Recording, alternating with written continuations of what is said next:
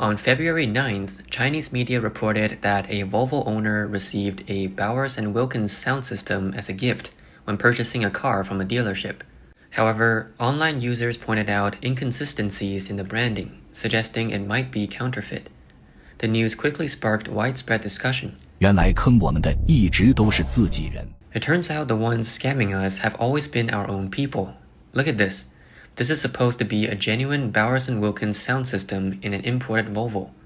The logo should have a proper W, but if you look closely at the domestic version, there's a gap right in the middle of the W.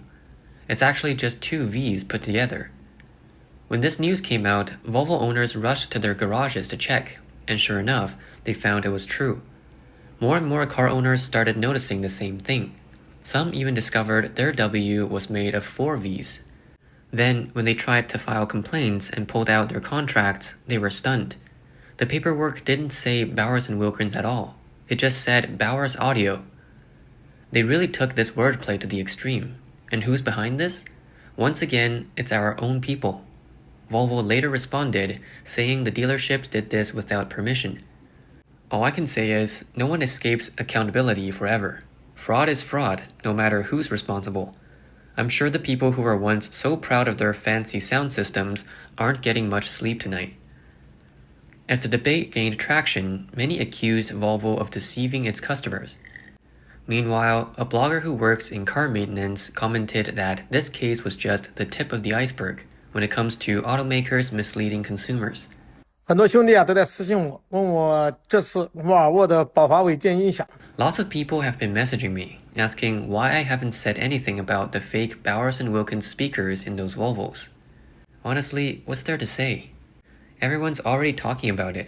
But think about it, fake speakers might affect the sound quality, but at least they don't put lives at risk. Some car companies are faking much more dangerous things, like the steel used in the body frame, the engine's power rating, even the horsepower. If it can be faked, some manufacturers will fake it. At least with fake speakers, it's just your ears suffering a bit. It's not life-threatening. When it comes to critical safety parts like airbags, steel beams, or the strength of the materials, there's a lot of fraud happening in places you can't see. I tried talking about this before, but my videos kept getting taken down, so now I have to find new ways to share it. If we're being honest, every car maker cuts corners somewhere. If you dig deep enough, you'll find it. But certain companies make sure no one talks about it. Now everyone's going after Volvo for this speaker thing. Sure, the complaints are valid, but at least in this case, the issue is with the sound system, not the safety features. According to the TikToker, many aspects of the Chinese market remain opaque.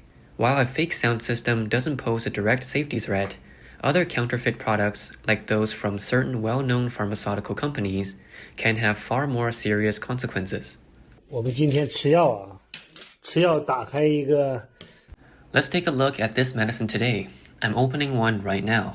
This is a box of 清热解毒 capsules from Shanxi Buchang Pharmaceuticals. People used these to detoxify and clear heat in the event of colds. Look at this capsule. Where's the medicine? I'm scraping it with my fingernail and nothing comes out. Let me open another one. What kind of scam is this?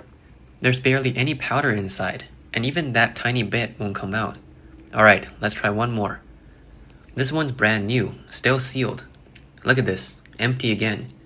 I had no idea until I opened it, but this is beyond disappointing. There's no medicine at all. The capsules are just empty shells. What kind of pharmaceutical company does this? Let's check one more. This one's also from Buchang Pharmaceuticals. Empty again. There's nothing inside. Since 2024, a popular phrase has circulated on Chinese social media. Chinese people don't scam Chinese people. Before taking someone's advice, many now ask the other person to say this phrase as a sign of trust. But behind this saying lies a certain irony, because many scams in China specifically target fellow citizens. In China, cars are not the only area where consumers face problems. Home renovations are another common source of frustration, with many people falling victim to poor workmanship or misleading contracts. 你找狗装修都不要找熟人，大家看看熟人是怎么坑我的。 Never, and I mean never, hire someone you know for a renovation. Let me show you how I got scammed by someone I trusted. And the worst part is, I can't even confront them directly because we know each other, so here I am venting in a video. I just finished renovating my showroom. It was supposed to be ready for business after a final cleaning. I already had a reliable cleaning crew, but a coworker insisted his relative could do the job. The price was 500 yuan more than my usual team. I'm the type who feels awkward about haggling with people I know, so I just went along with it. But look at the cleaning job they did. Let me show you what a mess they left me. See that black strip on the floor? I asked why it's still dusty, and the cleaner said they mopped it twice and that it just couldn't be cleaned. But I ran my hand across it and it was covered in dust. Then I wiped it with a cloth and it came right off. Clearly, they never cleaned it. When I called him out, he changed his story and said maybe they just forgot that spot. Then I pointed out some dried plaster on the floor and told him it needed to be scraped off. He said they already tried and that it wouldn't come off. So I grabbed a knife, gave it one scrape, and it peeled right off. He just stood there, silent. I showed him more missed spots, and when I said something, he complained I was being too picky. He said they weren't even making a profit because it was a favor. My blood pressure shot through the roof. I told him to go to accounting, get his full payment, and leave. I didn't care anymore. I just wanted them gone. Then I had to hire another team to fix their mess. I paid twice, wasted my time, and got nothing but frustration. If I ever hire someone I know again, I'm a dog. Health supplements have also become a major source of scams, particularly among older adults. The supplement market remains a hotspot for fraudulent schemes. These scams often use familiar face marketing, relying on personal relationships with relatives, neighbors, or community members to build trust. Word-of-mouth recommendations and in-person promotions lower consumers' defenses. Many buyers trust these recommendations and overlook the need to investigate ingredients, production methods, or scientific backing.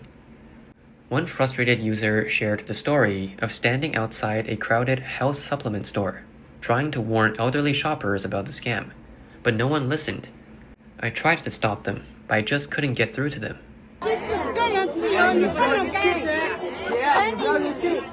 This is a personal decision. You can't interfere. When your mother gets old and sick and comes to you for help, it will be too late. She can go to the hospital. Then save up and go and find a hospital. Hey, what are you doing now? What kind of era are we living in?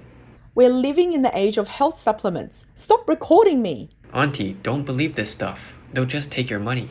Take my money? What money? From 2022 to 2023, multiple local media outlets exposed scams that advertised exclusive insider access to health supplements. Salespeople often exaggerated the product's benefits to convince customers to pay high prices. However, lab tests showed that many of these products contained insufficient active ingredients or were mixed with other substances that could pose health risks. In some cases, consumers who tried to seek compensation discovered that the companies were untraceable or the sales channels too obscure to hold anyone accountable. Reports have identified a common pattern across these scams. Fraudsters use personal connections to build trust while operating illegal schemes. Investigations show that these scams are not isolated incidents, but part of a broader pattern of exploiting trust for financial gain. The Chinese government often claims to have led the country into a period of rapid development. On the surface, Chinese society appears to have adopted many modern values. Official messaging frequently promotes patriotism, dedication, integrity, and kindness. Yet, in practice, trust among individuals seems to be eroding. Despite these official slogans, a culture of deception and mutual distrust persists in daily life. While scams are prevalent within China, the situation is even more common when dealing with Chinese communities abroad. 我要消失了，你们老说越南人喜欢抗中国人，但是你们又不知道在海外。I can't stop laughing. People always say Vietnamese people love to scam Chinese people, but what they don't realize is that when you're overseas, the biggest scams actually come from fellow Chinese, and they don't just scam, they go all out. Today, I had a client who shipped some samples from China to Hanoi. They used a logistics company here in Hanoi, run by a Chinese owner. The samples only need to go 5 kilometers from the warehouse to the delivery address. And guess what? The company charged them 150 yuan. That was just for local delivery within Hanoi, not the international shipping costs. 5 kilometers, less than 5 kilograms of samples, and they charged 150 yuan. Why not just rob the person at that point? As a Vietnamese, even I think the fee is outrageous. If we use a delivery app here, a 15-kilometer trip costs maybe 30 yuan or 100,000 Vietnam dong. But these guys charged 150 yuan. It's ridiculous. Also, my client actually knew the owner of the logistics company. So don't trust people who tell you, if you move overseas and don't know anyone, come find me. I'm from your hometown and I would never scam you. Those are the people who will rip you off the hardest. They say they don't scam their own people, but in reality, it's always their own people getting scammed. A Chinese businessman working in Africa recently posted a video to share stories about scams involving fellow Chinese. The goal was to warn others who are either already in Africa or planning to go there. This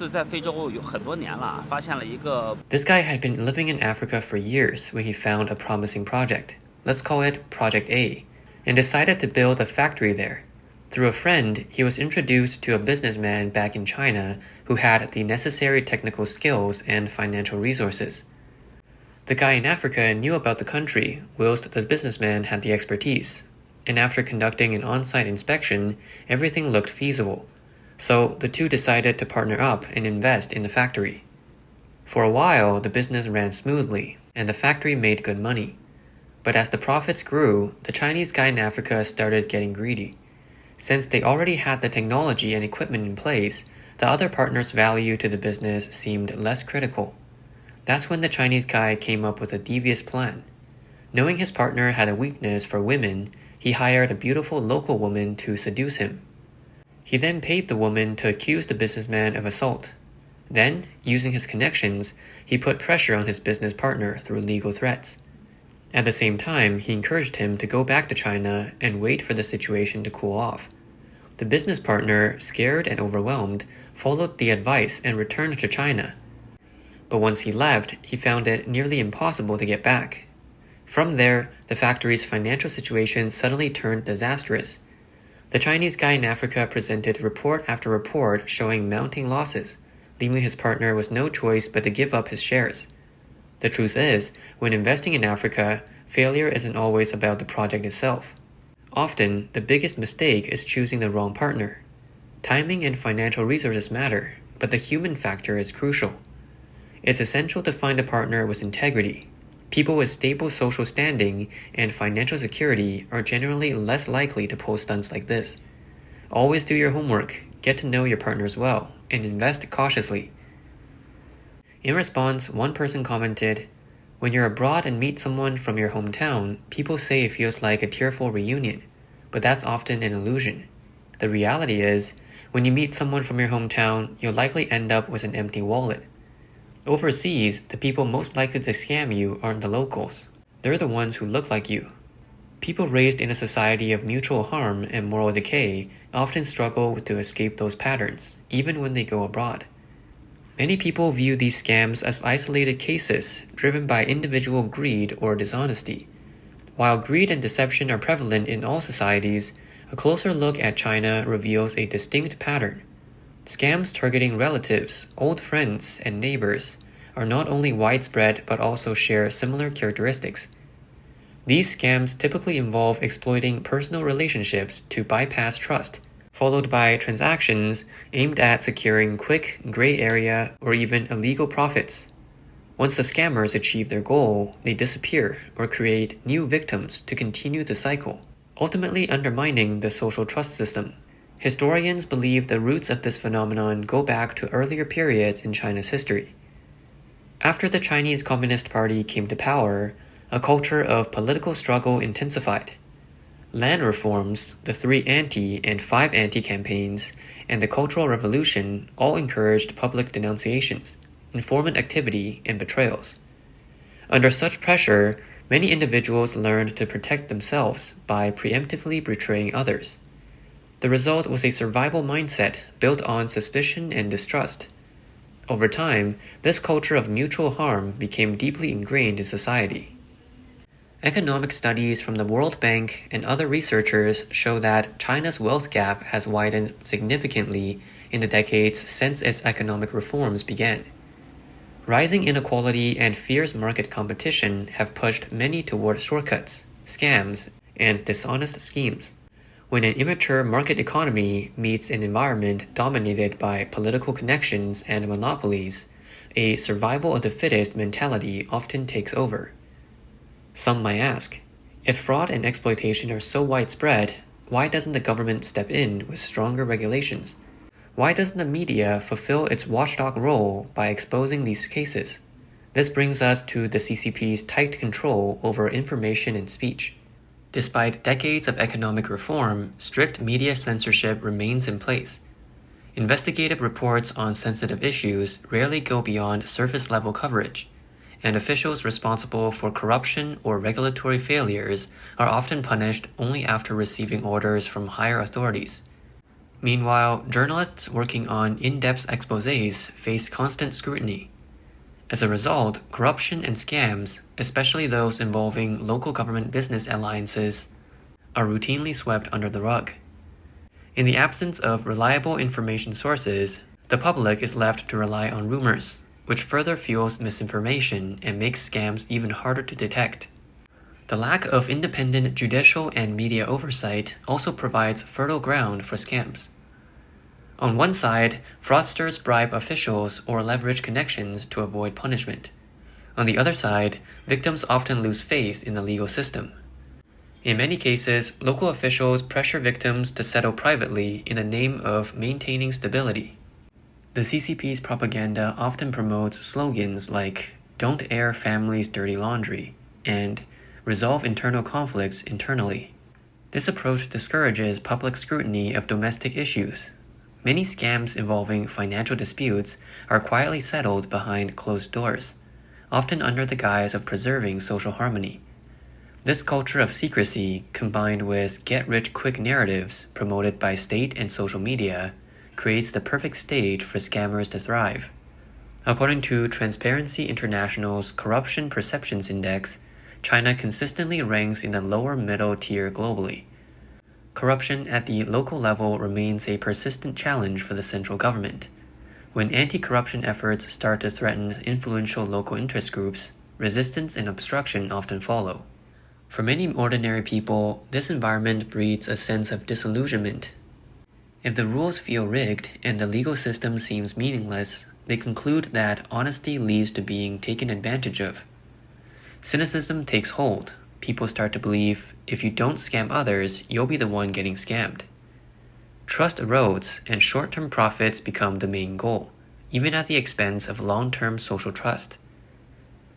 Experts point out that the CCP functions more like a monopoly-driven interest group than a traditional political party. In many sectors, local governments and business elites form alliances to pursue GDP growth and tax revenues. In this pursuit, they often turn a blind eye to fraudulent activities, or in some cases, actively enable them to siphon off funds. Ultimately, many economists warn that this cultural dynamic creates a vicious cycle. The cost of running a scam remains low, while the potential profits can be substantial. When those who cross moral and legal lines succeed, others are left with two choices: suffer quietly or adopt the same tactics. And so, the cycle continues.